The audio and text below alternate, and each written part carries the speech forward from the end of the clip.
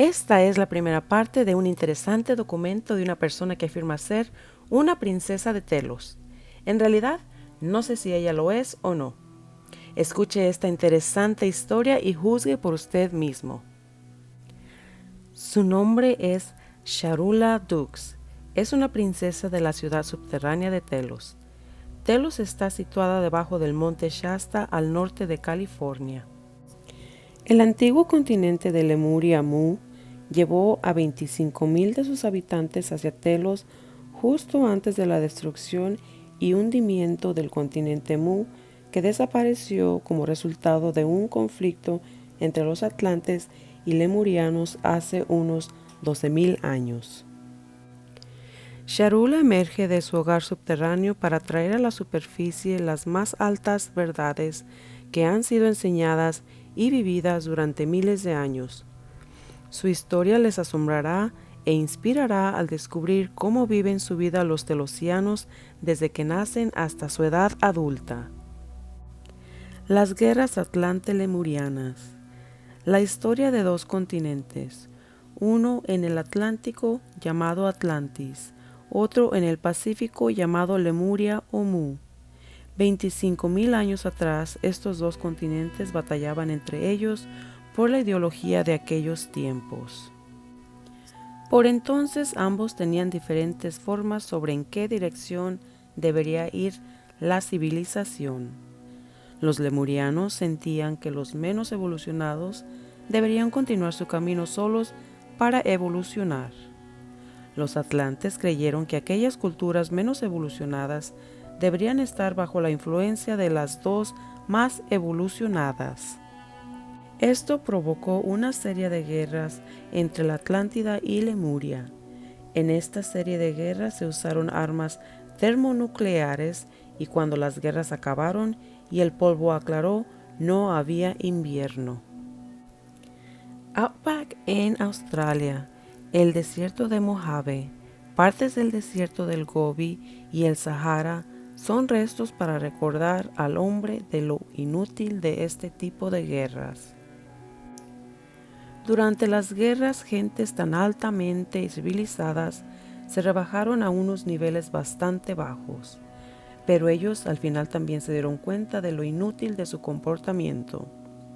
Lemuria y Atlantis se convirtieron en víctimas de su propia agresión. Ambos, la tierra lemuriana y la Atlante, se debilitaron por las guerras. Por lo tanto, ellos sabían que en alrededor de 15,000 años, ambos continentes se hundirían totalmente. Los atlantes tuvieron una segunda serie de cataclismos que redujeron la Atlántida de un vasto continente a un grupo de islas. En Lemuria pasó algo parecido. De todas formas, tú podrías decir, bueno, ¿por qué la gente iba a estar disgustada con algo que iba a pasar dentro de 15,000 años? En aquellos días, la gente vivió por 20-30,000 años, normalmente. Comprendieron que muchos de aquellos que causaron tal devastación verían su propia destrucción. Telos y las ciudades subterráneas. Cuando Lemuria, que desapareció primero, casi 200 años antes que la Atlántida, pidieron unirse a la red de Agartha. La red de Agartha es una red de ciudades subterráneas que están guiadas por una ciudad llamada Shambhala, la menor, para distinguirla de Shambhala, la mayor, que es la Shambhala etérica en el desierto del Gobi. Shambhala, la menor, fue creada cuando el continente de Hiperbórea fue abandonada después de que la Tierra perdiera su capa y el planeta empezara a recibir ondas radioactivas de las que no fueron víctimas en tiempos anteriores. Entonces, ellos empezaron a construir ciudades subterráneas hace sobre unos 100,000 años. Cuando la Atlántida y Lemuria pidieron construir ciudades subterráneas y ser aceptadas en la red de Agartha, ellos tuvieron que mostrar a Shambhala la menor que habían aprendido sus lecciones de opresión y de guerra. También tuvieron que mostrarlo a otros muchos organismos, como la Confederación, en la que nos adentraremos luego, porque Atlántida y Lemuria habían sido miembros de la Confederación y cuando empezaron su guerra mutua fueron expulsadas temporalmente de la Confederación y tenían que probar que también aprendieron sus lecciones de paz para volver a ser miembros de nuevo. El monte Shasta es donde los lemurianos eligieron construir su ciudad.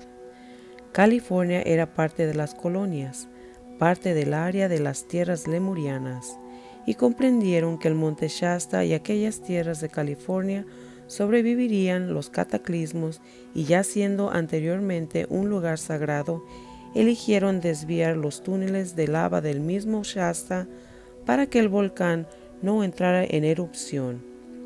Y ya había allí una gran cúpula cavernosa en la que decidieron levantar la ciudad que hoy llamamos Telos. Telos era el nombre de gran parte de lo que es hoy el suroeste y mucho de lo que es conocido hoy como California. Telos significaba comunicación con el espíritu, uno con el espíritu, entendimiento con el espíritu. Fue construida para albergar un máximo de 2 millones de personas. Cuando los cataclismos empezaron, solo 25,000 personas se salvaron. Muchas fueron traídas a Telos antes de que los cataclismos empezaran, pero cuando empezó una segunda serie en Lemuria, los volcanes entraron en erupción tan rápido que había tantos escombros en el aire que aunque pretendían salvar al menos 1 millón de personas de la tierra principal, solo pudieron salvar 25,000. Por lo tanto, eso fue lo que quedó de toda la cultura lemuriana. Todos los documentos y archivos ya fueron llevados a Telos y los templos ya estaban construidos. Terremotos y destrucción. Mientras que Lemuria, o lo que quedaba, iba soportando las secuelas de destrucción del continente, los terremotos continuaron. Después, estos terremotos, la tierra se movió tan fuerte en tantos lugares que se salió de lo que hoy se conoce como la escala de Richter. Cuando un continente entero se hunde, el planeta entero reacciona. Los terremotos fueron tan intensos que mucha gente murió del sonido del terremoto.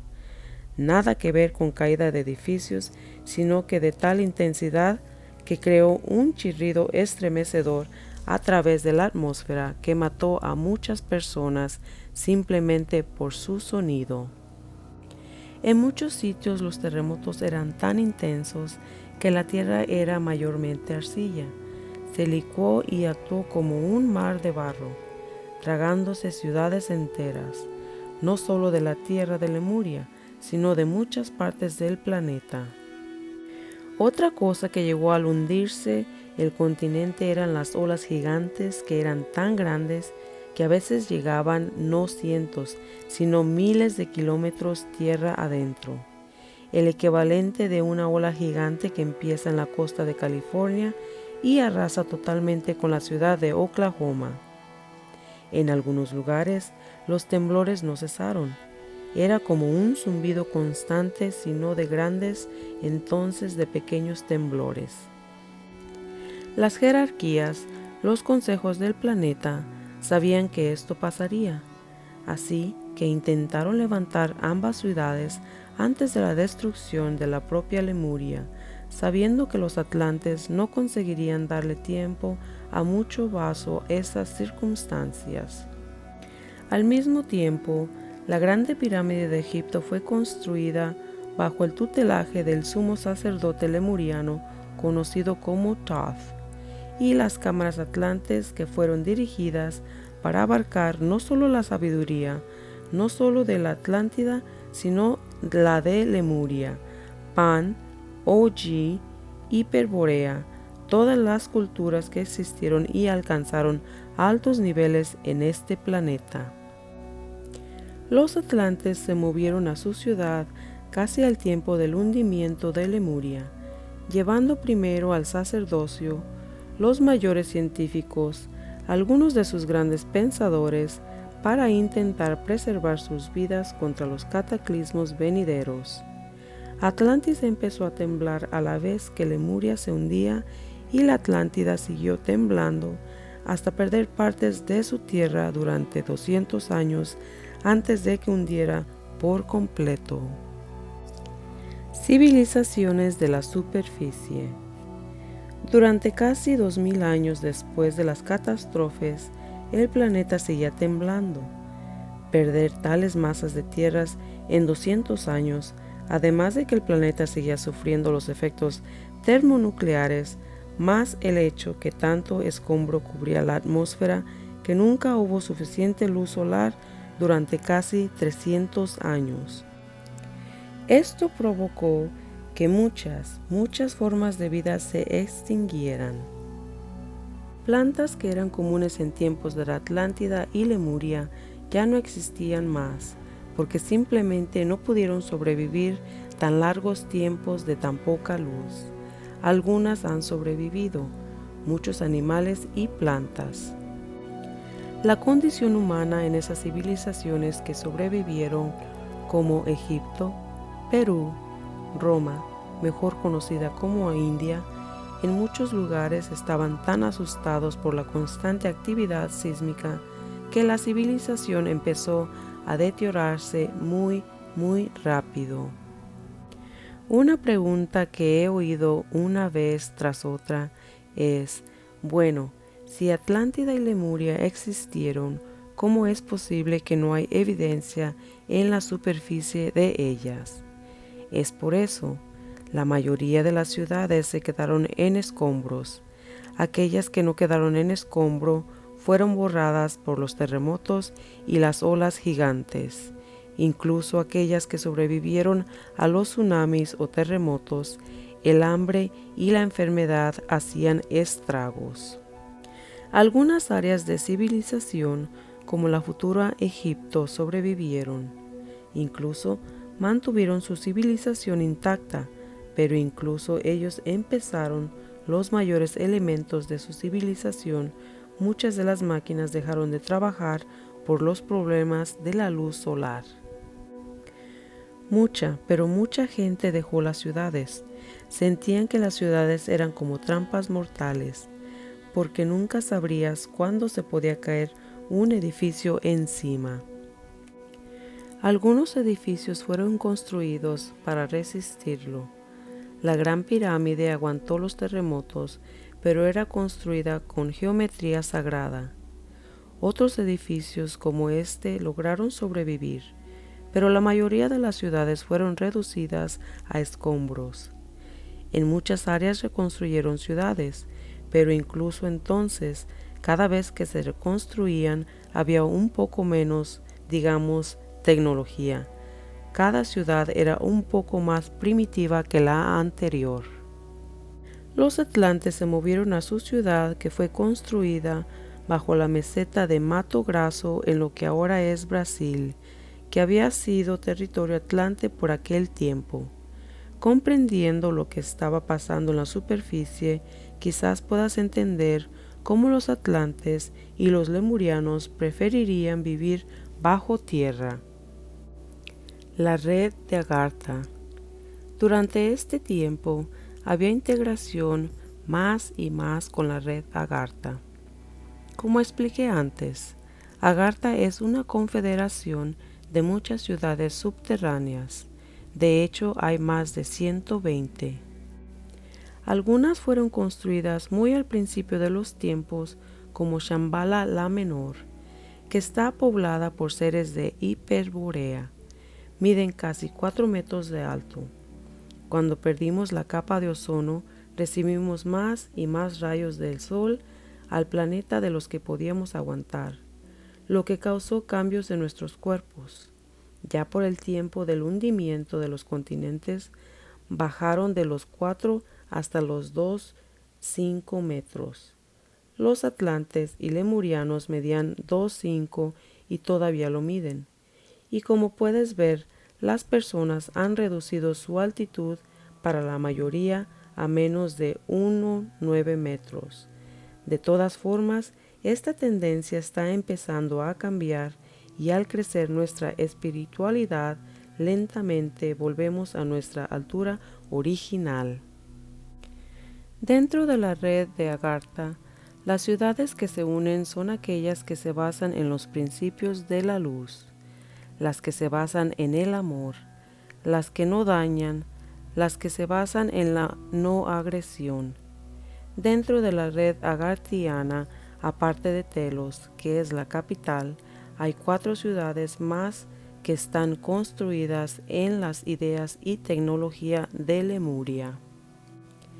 Una es llamada Rama, que está debajo de la India, siendo Arama el nombre original de la India. La cultura Arama consiste en gente que son casi puros lemurianos, antes de que los conocidos como los de raza aria entraran en la India. Las otras 2 ciudades, aunque tienen mucha independencia, son las ciudades Ulger. Una se llama Shonshi, que está bajo el Tíbet. No muy lejos de la capital del Tíbet, está siendo cobijada en la superficie por un templo budista. Los Ulgers son un grupo de personas que dejaron Lemuria hace de 40 a 50 años y se situaron por una gran extensión de Asia, India y Europa Central.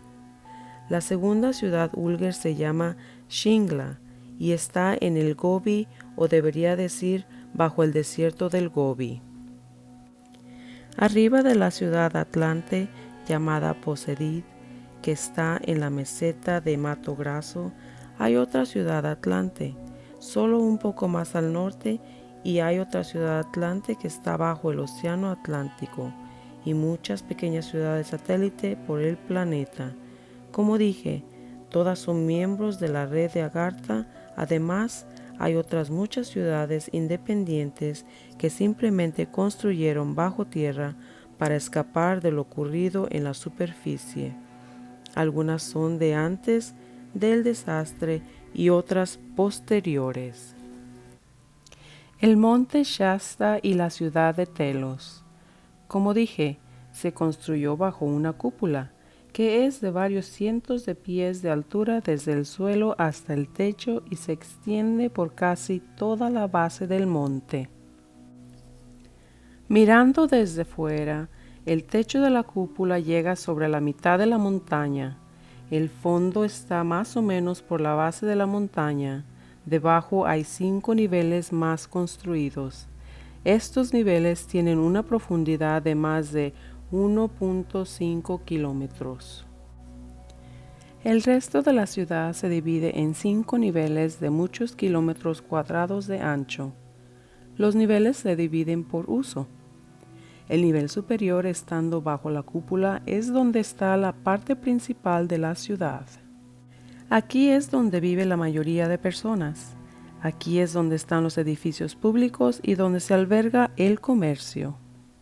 El segundo nivel, abajo, es donde se hace la manufacturación, se imparten algunas casas y también vive más gente. El tercer nivel son todo jardines hidropónicos, donde crecen todos los alimentos. El cuarto nivel es medio jardines hidropónicos, parte naturaleza y parte manufacturación. El último nivel abajo es lo que llamamos nuestro nivel de la naturaleza. Este es el nivel que hay más de 1.5 kilómetros en algunas partes por debajo de tierra. Aquí hemos creado lagos, altos árboles y parques. Aquí residen los animales. Hemos tenido animales aquí durante tanto tiempo que han perdido su agresividad. Muchos sacerdotes y sacerdotisas trabajaron, como dirían sus ancestros, eliminando el miedo, ya que el miedo crea agresión, no solo en humanos, en animales también. Así que tenemos la experiencia de leones tumbados con corderos. En estos niveles es donde la gente viene a relajarse. Aquí hemos salvado muchos animales de la extinción. Como dije, Muchas plantas se han preservado de desaparecer en estos niveles de Telos, Posedid y muchas otras ciudades subterráneas. Así que todavía tenemos plantas extintas en la superficie. Tenemos tigres de dientes de sable, seguimos teniendo mastodontes y pájaros dodo. No tenemos dinosaurios, son un poco grandes de mantener, pero algunos dinosaurios sí que viven en áreas del Congo y en la selva tropical del Amazonas. Hay dinosaurios marinos, muchos como el del lago Ness y muchos otros así. En estos niveles la gente averigua que son capaces de integrarse y se integran con los animales que normalmente son peligrosos, simplemente haciendo que los animales superen su miedo. Estos animales además han sido alimentados con dieta vegetariana, incluyendo los grandes felinos, por miles de años, ya que también se han llevado mucha de su agresividad.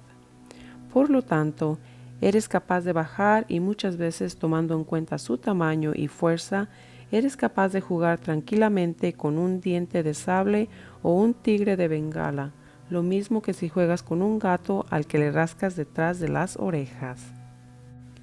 Lo que nos trae al hecho de que incluso estos grandes gatos no son agresivos, sino en verdad muy tiernos y cariñosos cuando se crían en las circunstancias adecuadas.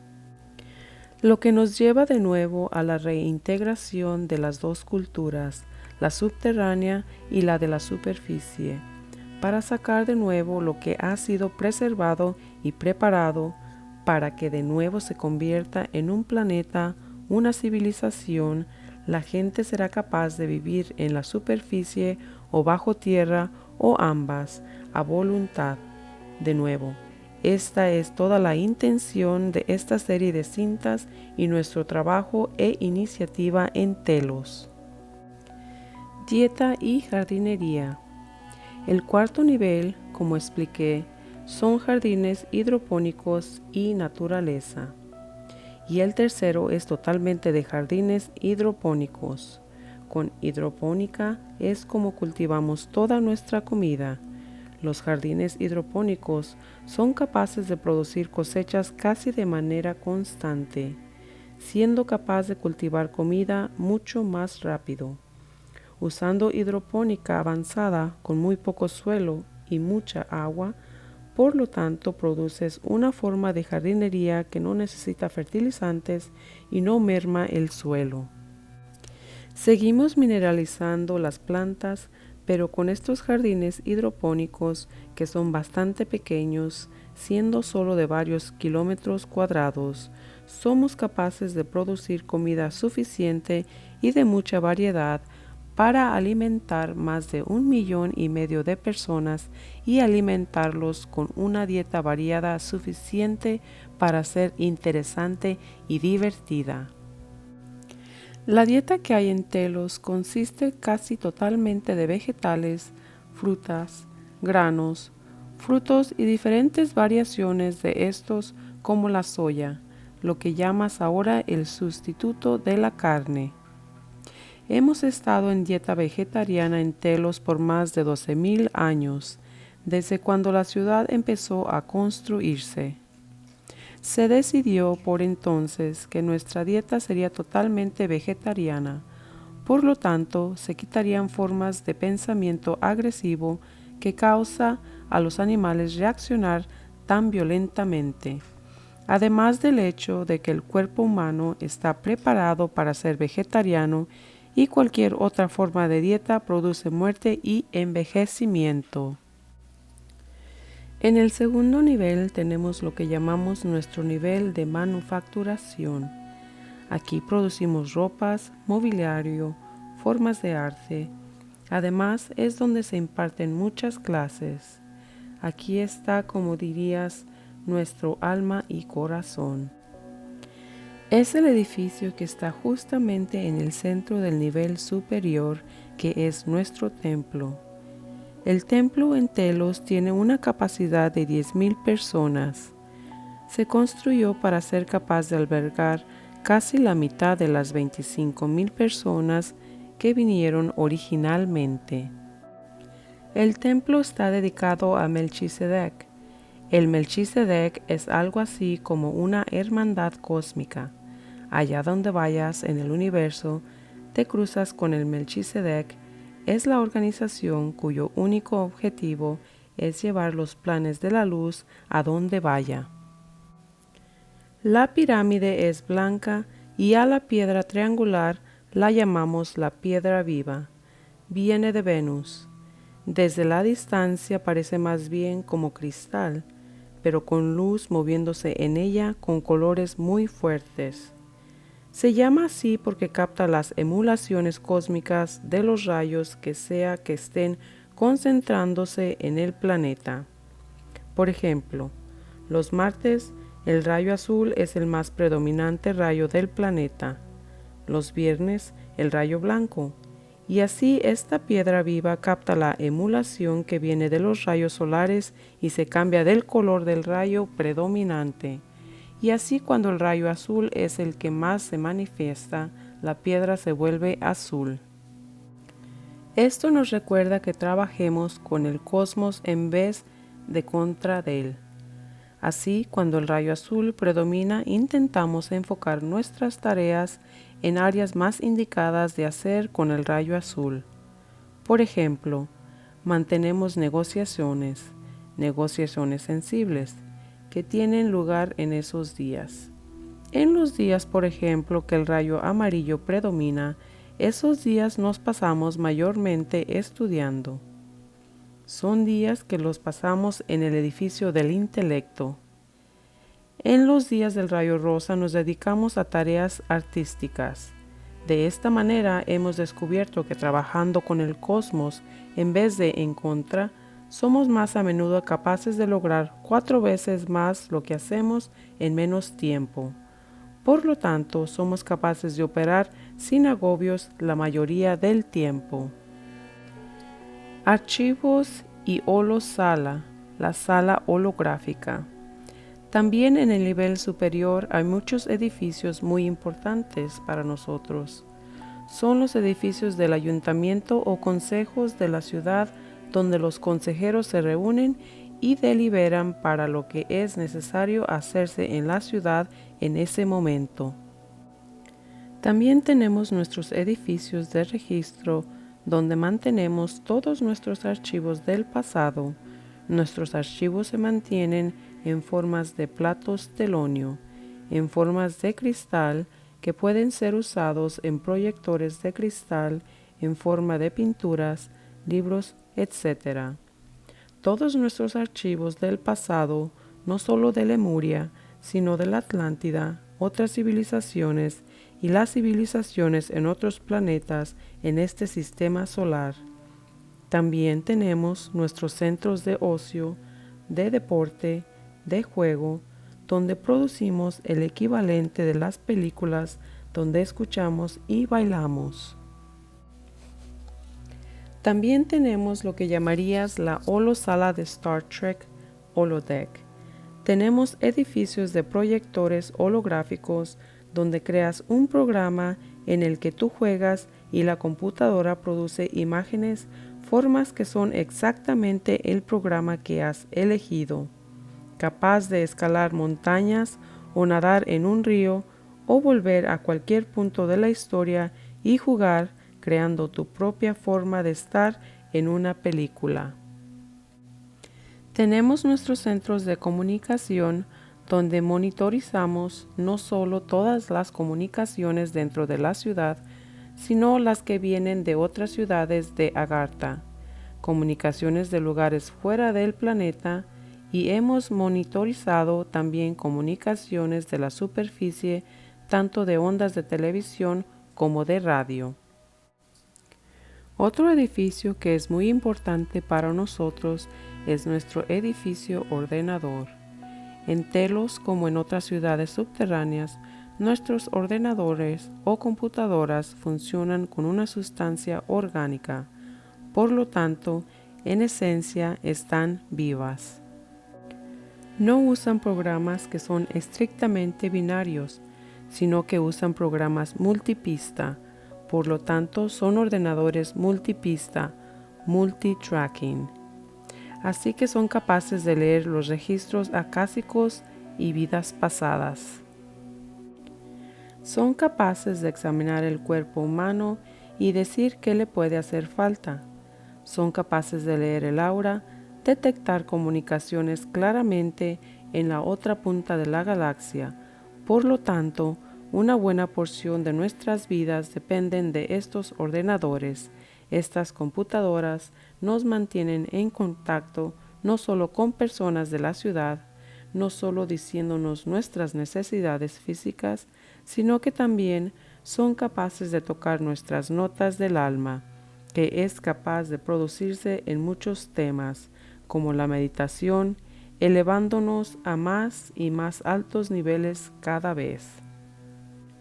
Los ordenadores pueden enseñarnos nuestras vidas pasadas cuando lo requerimos, para así nosotros poder aprender de nuestros errores pasados y ya olvidados.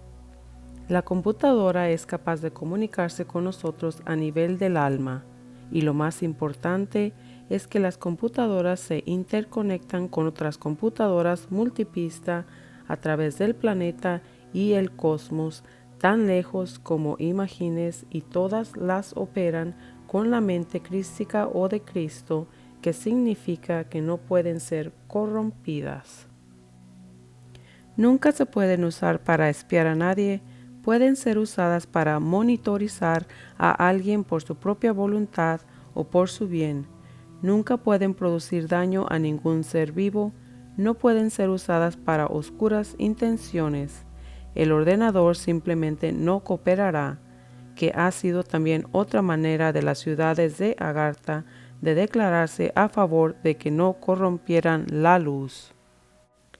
Al tomar esta actitud, si no concuerda con la conciencia de Cristo, en otras palabras, si la computadora no está de acuerdo, ha sido una manera, digamos, de reentrenar nuestras técnicas agresivas, reentrenar nuestras tendencias a lo que queremos hacer hacia otro y reentrenar muchas de nuestras tendencias como tal. Así es como hemos venido a depender de un ordenador. No es una cuestión de que el ordenador lo haga por ti, sino es cuestión de aprender de ella, aprender de la forma de la conciencia de Cristo que ahí puedes ver tangiblemente. El transporte. En la ciudad hay muchas maneras. La mayoría prefiere andar si pueden. También tenemos plataformas electromagnéticas. Estas se mueven por el suelo y se parecen mucho a un trineo y pueden llegar a velocidades considerables en algunos de los túneles laterales.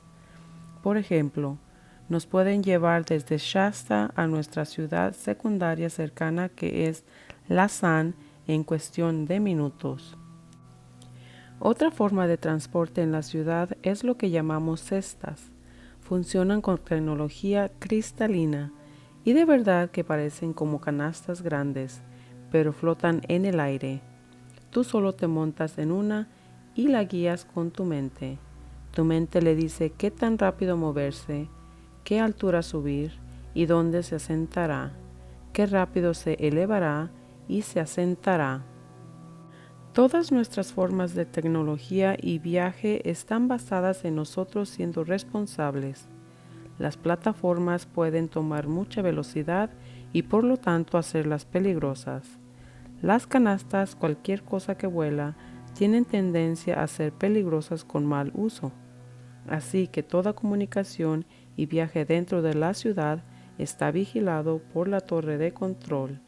Y la torre de control sabe cuándo, por ejemplo, un impacto que está a punto de ser inevitable entre dos plataformas que vienen de diferentes direcciones, o cuando una persona opera una canasta irresponsablemente. En tal caso, la torre te alerta al instante de que estás a punto de provocar un accidente o que actúas irresponsablemente. Si no les escuchas, entonces simplemente te pararán el vehículo, saldrás y se te restringirá del uso de transporte tanto tiempo como hayas merecido. Y aunque pruebes subirte a una plataforma o canasta, no funcionarán. tu frecuencia se desconectará en toda la ciudad y en los que se llaman tubos. Los tubos son otra forma de transporte. Son trenes que usan mucha energía y usan electromagnéticos a mucha velocidad que van por tubos. Por ejemplo, un tubo anda entre Posedid y Telos. El tubo parece totalmente redondo y el tren se asemeja a un metro. De todas formas, al funcionar con impulsos electromagnéticos, crea un campo de fuerza a su alrededor. Por lo tanto, los lados del tren nunca tocan las paredes del túnel. Así, el tubo es capaz de alcanzar velocidades de más de 3.000 millas por hora o 4.827 kilómetros por hora. Puedes llegar entre, digamos, Telos y Posedid en cuestión de pocas horas. También como los tubos fueron creados y las ciudades subterráneas en los diferentes niveles, todo fue reforzado por lo que llamamos nuestras máquinas aburridas. Estas máquinas tienen una matriz cristalina que crean temperaturas de un calor blanco incandescente que sin embargo se enfría a la vez. Así que puedes llevar una máquina aburrida por un túnel y crear un tubo o muros en una ciudad subterránea en tan solo cuestión de unos minutos.